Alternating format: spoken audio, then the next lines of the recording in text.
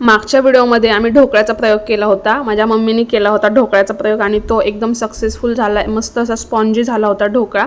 आणि हे 2 पीसेस जे होते ढोकळ्याचे हे माझ्या लहान भावासाठी ठेवले आणि चटणी संपली होती त्याच्यासाठी हे 2 पीसेस ठेवले, म्हटलं तो आल्यावरती खाईल। आणि आजचा पूर्ण दिवस हा चटपटीत खाण्यावरती गेला होता।